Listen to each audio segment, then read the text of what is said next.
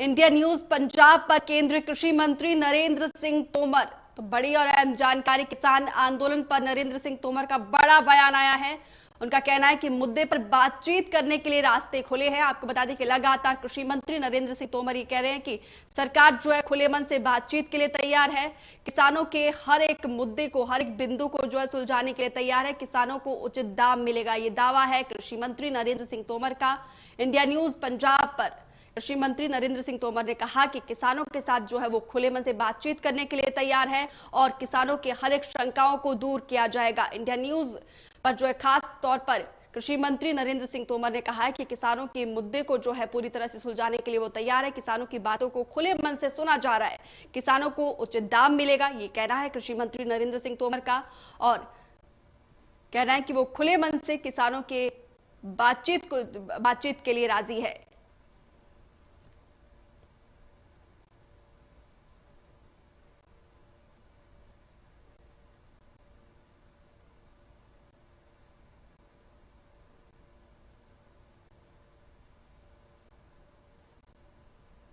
India news पर कृषि मंत्री नरेंद्र सिंह तोमर ने जो है खास बातचीत की। चलिए आपको सुनाते हैं।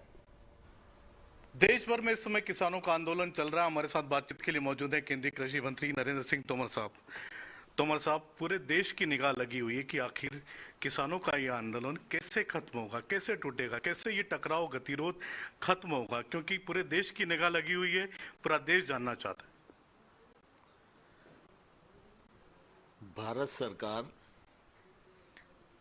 कृषि सुधार बिल लेकर इसलिए आई है कि देश भर में किसानों के जीवन स्तर में बदलाव आए, किसान को उसके उत्पादन का वाजिब दाम मिले, किसान महंगी फसलों की ओर आकर्षित हो, खेती टेक्नोलॉजी से जुड़े, वैश्विक मानकों के अनुसार खेती करने का अवसर हमारे किसान बंधुओं को मिले, किसान अपने उत्पादन का एक्सपोर्ट कर पाएं और किसान के उत्पादन को बेचने में जो बंदिशें लगी हैं वो सारी बंदिशें समाप्त हों और उसको स्वतंत्रता मिले।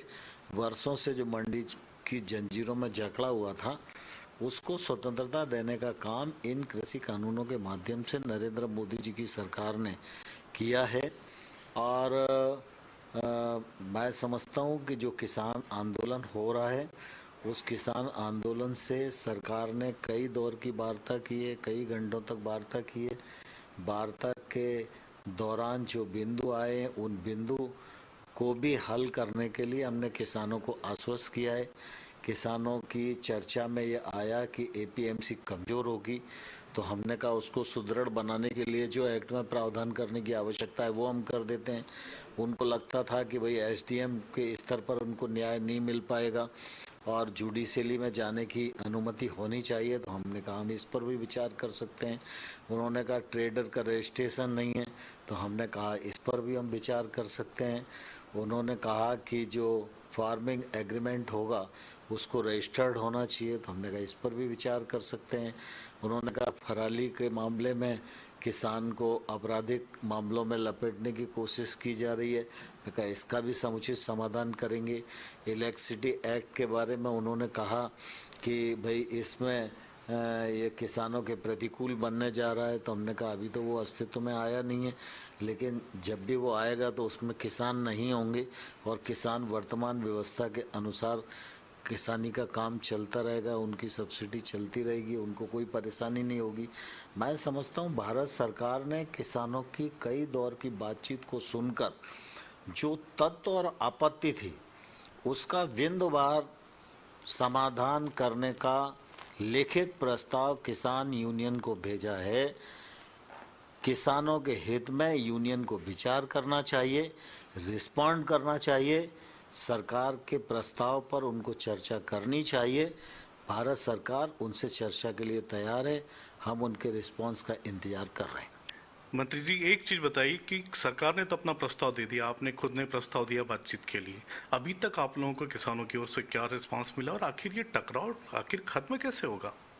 यानी टकराव का सवाल नहीं उठता है। भारत सरकार किसानों के प्रति प्रतिबद्ध है और देश में खेती फायदे में आए, किसान की आमदनी 2022 तक दोगुनी हो, इस दृष्टि से मोदी सरकार ने लगातार 6 वर्षों में कोशिश की है। मोदी जी एकमात्र ऐसे प्रधानमंत्री हैं जिन्होंने आने के बाद एमएसपी को 1.5 गुना किया। मोदी जी के राज में ही एमएसपी का फायदा ज़्यादा से ज़्यादा किसानों को मिला। सरकार की खरीद की वॉल्यूम को मोदी जी ने बढ़ाया। पहले गेहूं और धान पर ही खरीद होती थी, अब दलहन और तिलहन पर भी खरीद शुरू हुई है। यह मोदी जी के कारण ही हुई है। देश भर में 10,000 एफपीओ बनाने का काम शुरू हो रहा है, यह मोदी जी के नेतृत्व में ही हो रहा है। 1 लाख करोड़ रुपए का इंफ्रास्ट्रक्चर फंड कृषि के क्षेत्र में, फिशरीज के क्षेत्र में 20,000 करोड़ रुपया, एनिमल हस्बेंड्री के क्षेत्र में 15,000 करोड़ रुपया, फूड प्रोसेसिंग के क्षेत्र में 10,000 करोड़ रुपया, हर्बल खेती के लिए 4,000 करोड़ रुपया और मधुमक्खी पालन के लिए 500 करोड़ रुपए का ये पूरा 1.5 लाख करोड़ का जो फंड आत्मनिर्भर पैकेज के अंतर्गत दिया है, यह फंड नीचे तक पहुंचेगा और किसान के जीवन स्तर में बदलाव लाएगा। जो नए कानून हैं, वो नए कानून इस पूरे फंड के माध्यम से किसान को फायदा हो और खेती और किसानी फायदे में आए, हमारा किसान महंगी फसलों की ओर आकर्षित हो और वह अपने उत्पादन का वाजिब मूल्य प्राप्त कर सके, इसका मार्ग प्रशस्त करने वाले ये एक्ट हैं। लेकिन सरकार का इस मामले में कोई ईगो नहीं है। एक्ट हमने बनाया, बहुत साफ नीयत से बनाया, किसानों के हित में बनाया, किसानों को अपनी उपज को बेचने की स्वतंत्रता देने के लिए बनाया। किसान महंगी फसलों की ओर आकर्षित हो, वो अपनी जोखिम को प्रोसेसर पर ट्रांसफ़र कर सके, उसकी ज़मीन को किसी प्रकार का खतरा ना हो, उसको बुआई से पहले मूल्य की गारंटी मिले और वो किसी भी प्रकार के रिस्क को लेने के लिए तैयार हो सके। इस दृष्टिकोण के आधार पर ये कानून लाए गए हैं।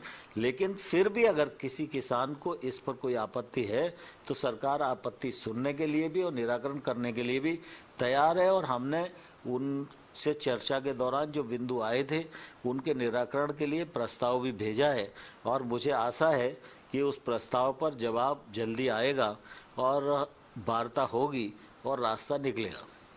ये थे केंद्रीय मंत्री नरेंद्र सिंह तोमर, जिनका कहना है कि किसानों की सरकार है, मोदी सरकार किसानों के हित में ही फैसला करती है, किसानों की आय बढ़ाने के तमाम उपाय किए और उनको पूरी उम्मीद है, पूरी आशा है कि किसान बातचीत के टेबल पर आएंगे और उनकी जो भी समस्या है उनका समाधान बातचीत से ही निकलेगा। कैमरामैन कुलभूषण के साथ संजय शर्मा, इंडिया न्यूज, दिल्ली।